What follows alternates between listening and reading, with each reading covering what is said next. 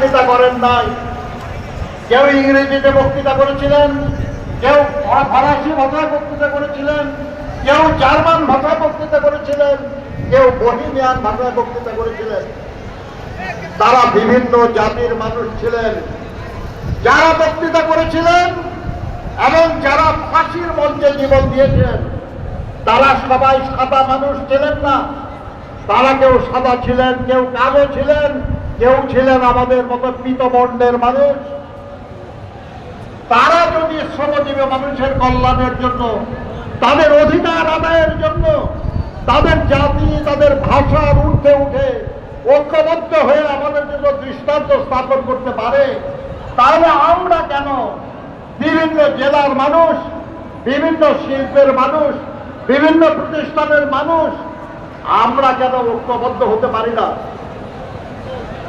আর যদি আমরা হতে না পারি তাহলে মিছামিছি এই মে দিবসের আয়োজন, মিছামিছি আমরা মে দিবস জিন্দাবাদ বলি।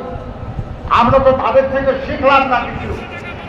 কাজে মে দিবস পালনের সঙ্গে আমাদেরকে এই কথাটা শিখতে হবে যে তারা যেমন তাদের ধর্ম, তাদের বর্ণ, তাদের ভাষা, তাদের জাতীয়তার ঊর্ধ্বে উঠে ঐক্যবদ্ধ হয়ে তাদের দাবি আদায় করতে পেরেছিলেন, আমাদেরকেও তেমনি সকল ভেদাভেদের ঊর্ধ্বে উঠে ঐক্যবদ্ধ হয়ে আমাদেরকে জিততে হবে।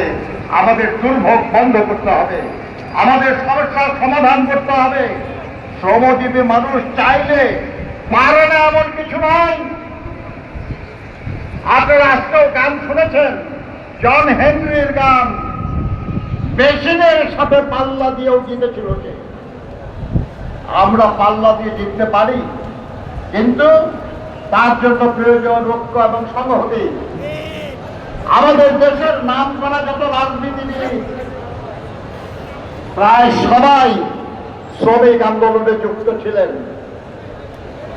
এমনকি আমাদের নেতা, মহান স্বাধীনতার ঘোষক শহীদ রাষ্ট্রপতি জিয়াউর রহমান বীর উত্তম নিজেকে শ্রমিক বলে পরিচয় দিয়ে গর্ববোধ করেছেন।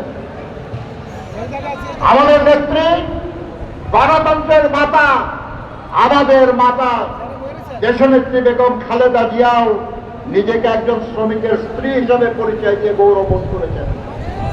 আমাদের নেতা জনাব তারেক রহমান শ্রমজীবী মানুষের ভাগ্য উন্নয়নে তাদের পাশে থাকার প্রতিশ্রুতি দিয়েছেন। এই ইতিহাসগুলির আমাদের মাথায় রেখে আসুন আমরা যারা শ্রমজীবী মানুষ, আমরা আমাদের সংকট সমস্যা সমাধানের জন্য ঐক্যবদ্ধ হওয়ার প্রতিশ্রুতি নেই।